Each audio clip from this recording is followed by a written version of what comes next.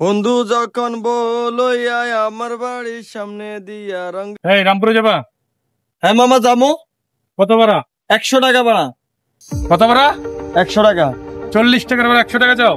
হ্যাঁ 100 টাকা ভাড়া। গতকালকে আমি গেছি 40 টাকায়। আপনি যখন কালকে গেছিলেন তখন সূর্য ডুবে গেছিল, আজকে যখন সূর্য উঠছে হ্যাঁ ভাড়া তখন বাইরে গেছে। সূর্য যেরকম উঠানামা করে ভাড়া উঠানামা করে। বলেন কি? সামনে দেখেন। ভাই রামপুরে যাবেন? জি ভাইয়া যাবো। ভাড়া কত? ভাইয়া ভাড়া 40 টাকা। ভাই আপনাদের ন্যায্য ভাড়া চেনেন। ওই ভদ্রলোক ভাড়া চেয়েছিল 100 টাকা রামপুরের ভাড়া। আসলে ভাইয়া ওনারা অল্পতে সন্তুষ্ট না, আমি অল্পতে সন্তুষ্ট আলহামদুলিল্লাহ। আসেন।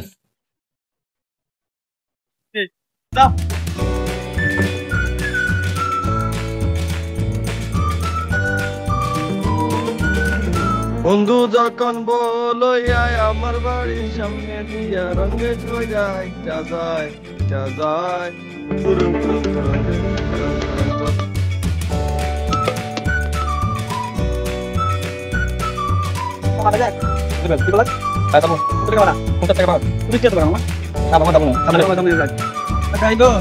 হ্যাঁ মামা যাবো। কি বলো? কি বলো? 30 টাকা মামা।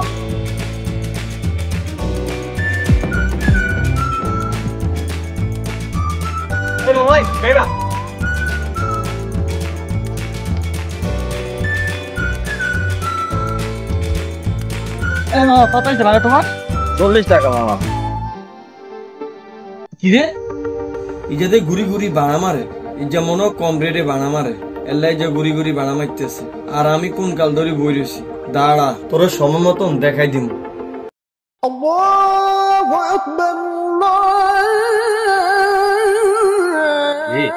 আদাম দিয়ে দিছে, গাড়িটা সাইড করে নামাজটা পড়ে লই।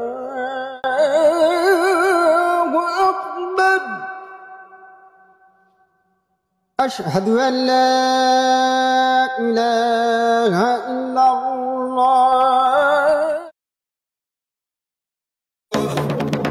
কিরে এটা তো কবিরিয়ার গাড়ি না? দাঁড়া আমি গাড়িটা রাখি আই।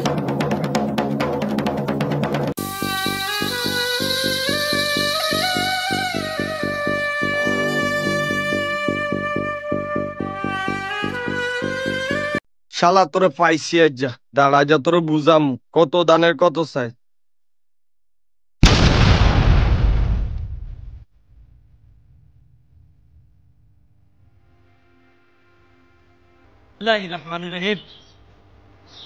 ভাই আরমান কি হয়েছে? তুই কি আমার গাড়ি নেওয়ার জন্য, আমার ক্ষতি করার জন্য এই জায়গায় আইছস? সত্যি কথা কবি ভাই। ভাই তুই আর মাফ করে দে ভাইয়া, আই তোর ক্ষতি করতে চাইছি ভাই। ভাই তুই আর মাফ করে দে ভাই, আমার ভুল হয়েছে ভাই। ভাই আমি তোর অনেক বড় ক্ষতি করতে চাইছি ভাই, তুই আর মাফ করে দে ভাই।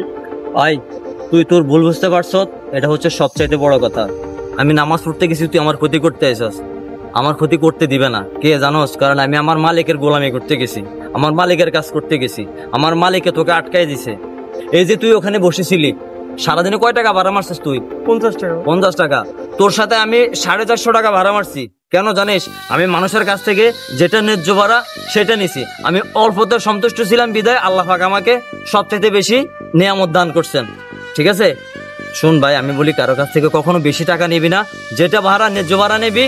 দেখবি আল্লাহ পাক যখন তুই কমে সন্তুষ্ট থাকবি, আল্লাহ পাক তোকে রিজিক অনেক বেশি বৃদ্ধি করে দিবে। ঠিক আছে এখন থেকে নামাজ পড়বি, মানুষের কাছ থেকে ন্যায্য ভাড়া নিবি, বেশি ভাড়া নিবি না। আমি তোকে ক্ষমা করে দিলাম, আল্লাহ পাক যাতে তোকে হেদায়েত দান করে।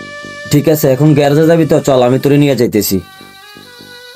রিজিকের মালিক আল্লাহ, যে ন্যায্য ভাড়া নেয় তার আয়ে থাকে বরকত, আর যে অন্যায় করে বেশি ভাড়া নেয় তার টাকা আসে ঠিকই কিন্তু বরকত কমে যায়। হালাল আয়ে আছে শান্তি আর জান্নাতের পথ। আল্লাহ পাক আমাদের সবাইকে বুঝার তৌফিক দান করুক।